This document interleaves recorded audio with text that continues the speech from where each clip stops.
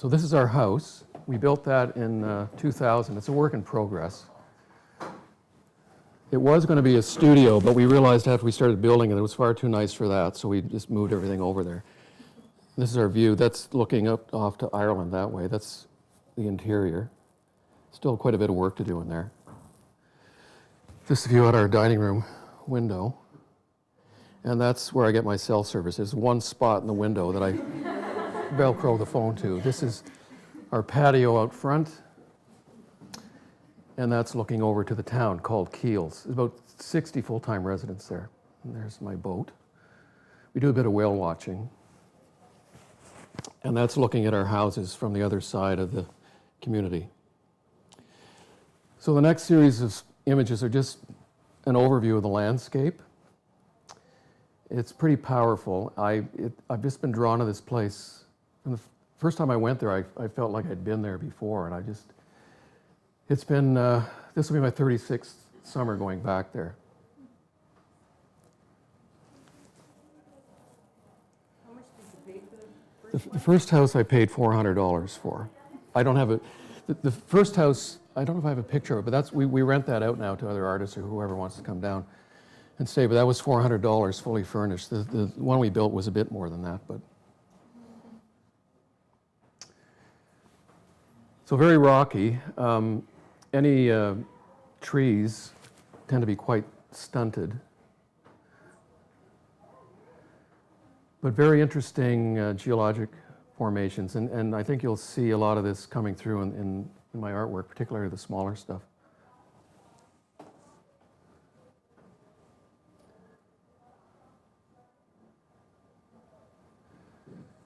This spot here, that's where the fresh water from the series of lakes out behind meets the ocean. And a few years ago, I think in the 90s, I did this series of silkscreen prints loosely based on the rock formations there.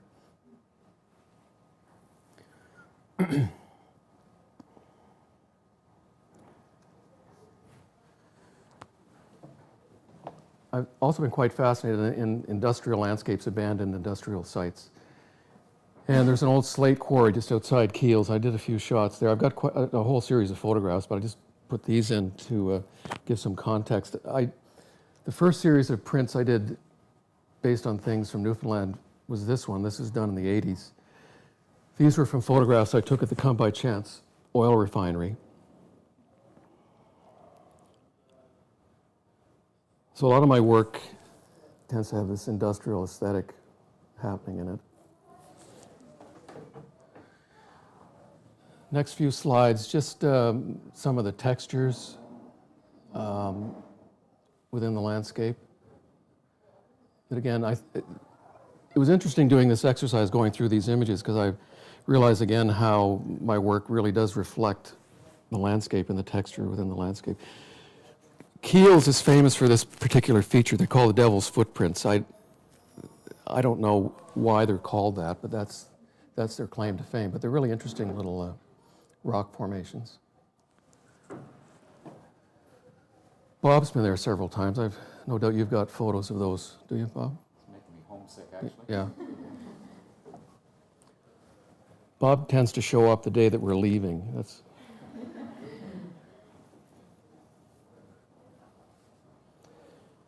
And more textures from the rock. And not being a geologist, I don't know the nature of these, but it doesn't really concern me too much. I'm just really fascinated by the number and variety of texture you find within this place.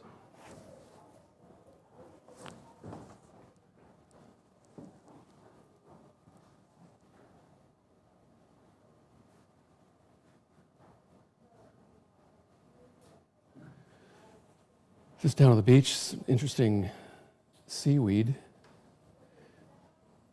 The tide leaves every morning. The other thing that I find very interesting is how you find discarded objects or found objects, artifacts that tend to mimic the natural environment. So this, in that case, piece of plastic had similar qualities to the seaweed. Same thing here. Some netting that was quite similar to that previous shot.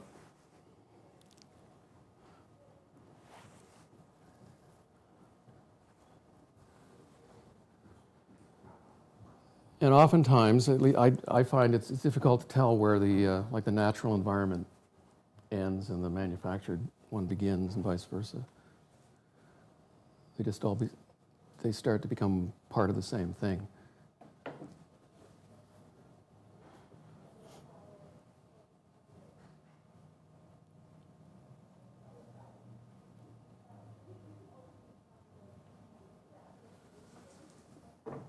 So while I'm in Newfoundland, this place, as well as doing my landscape installations, I do spend a fair bit of time doing these macro photographic studies.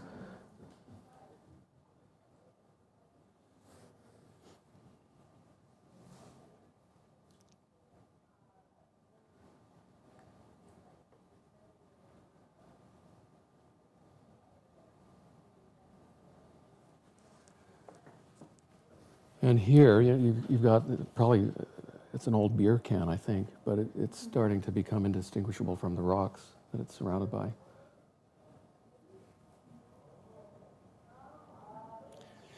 And that's 3 chain links, but unless you really look at it closely, you wouldn't know. Abandoned bed springs, and that's how that ended up in one of my art pieces.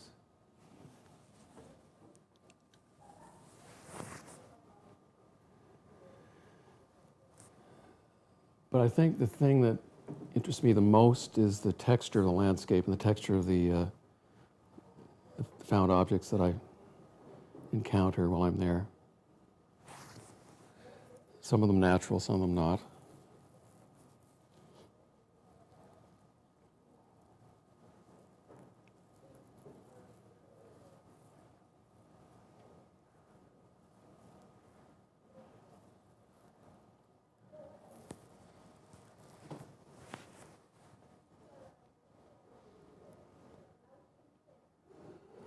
Lots and lots of rope and netting lying around various places.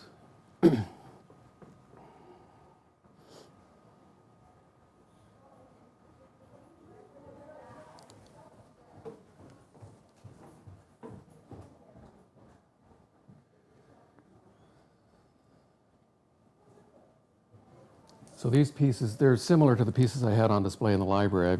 It's like a metal backing plate, clay tile, then incorporating various found objects within that.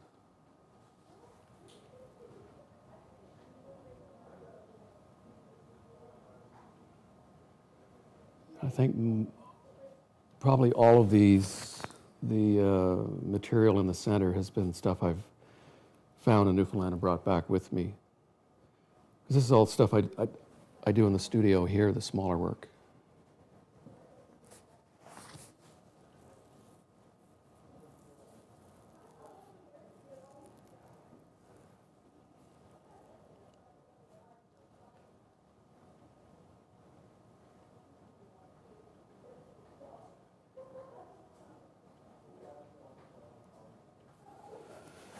I don't really, I bring back all this stuff and I have it lying around, much like the stuff on the table there. And it probably sits in my studio for, could be months at a time until I just decide what pieces work well together. And I don't really have a plan necessarily for this stuff when I bring it back. It eventually presents itself.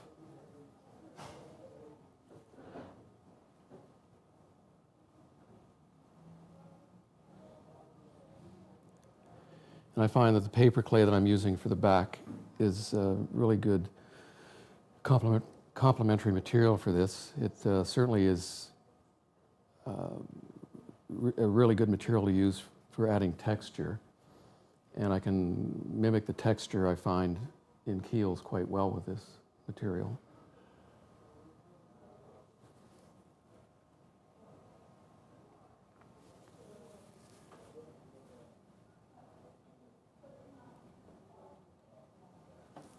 Some beach glass.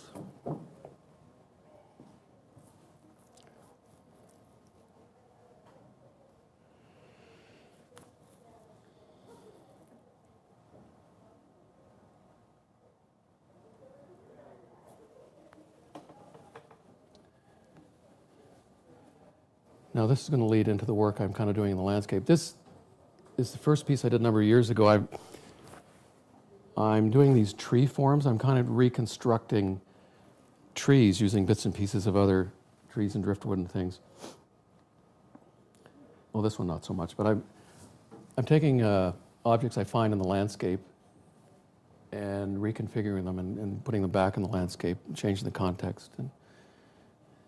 And that piece in particular is probably more similar to my smaller pieces in that I've used a little artifact within that hollow in it.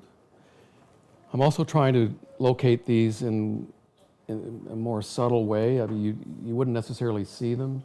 You'd be out for a walk and maybe encounter them. And the idea, in my mind, is to have it there, but not to be so much in your face. It's just, it's there, it's part of the landscape, but it's out of context a little.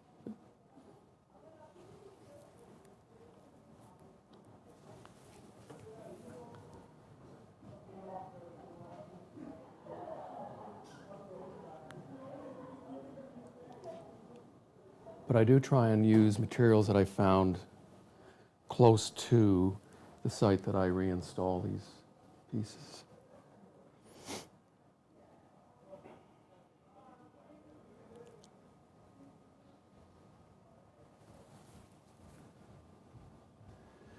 This is something new I tried last summer.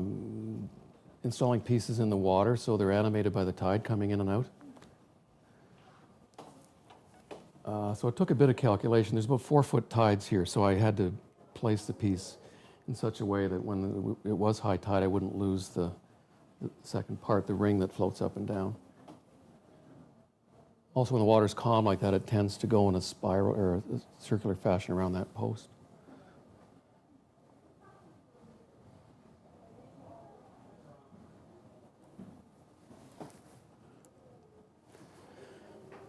I also install these in a way that I can deinstall them at the end of the season, especially the ones in the water, because the ice would certainly destroy them over the winter.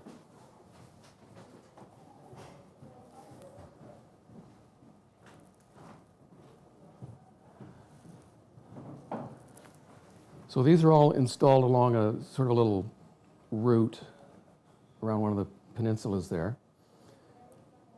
I think Bob's walked that route several times.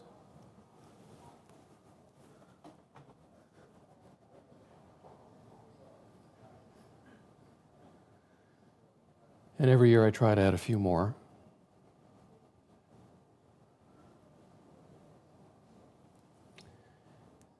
This is something that I couldn't easily do here because I don't have a landscape to work in. You could walk 10 minutes from my house and not see anyone for several weeks if you chose to. It's really nice that way. Huh? Yeah. Well, that's all that counts right now.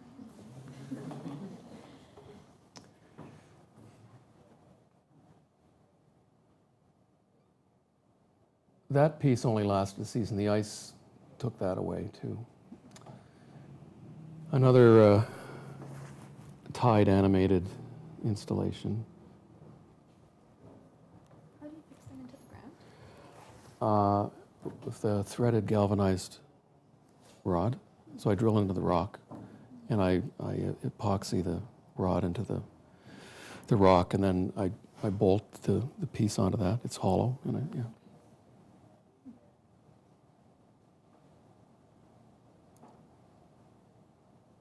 So I could remove all these if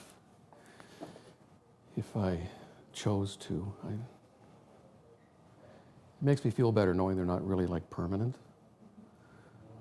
This piece happened over the course of 3 years. It seemed every year for 3 years running, one of these posts washed up on the beach. And I wanted 3 units, and it seemed to work out. This is cemented right into the cliff, and that's what we like to call an art shot. And this actually is the remnants of a catapult trebuchet combo I built with my son when he was 8. My friend built a house there about the same time we did. He didn't finish his quite, so he lets me use it as a studio in the summer while I'm there. Important material, that PL Premium. And it's also used as a practice hall. That's our album cover. This is the studio I used to have in Kitchener at Globe Studios. It was pretty nice. I was there for about 5 or 6 years. But I've since had to move back to my home in the basement. So consequently, I'm only doing smaller pieces now. Renee Coonley was down there a couple of years with me, and we did this Andy Goldsworthy-esque kind of installation. There's Renee using a very complicated leveling device. And so we set up this installation over the course of a week, I think. It was kind of fun. That did not survive the winter. They were just standing in place.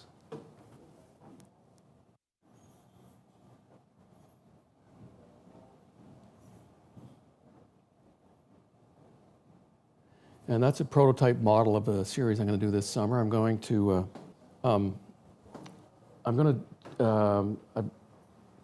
take rocks, put them on a tripod like that, and have them coming up out of the water, so kind of walking up out of the water up onto the beach.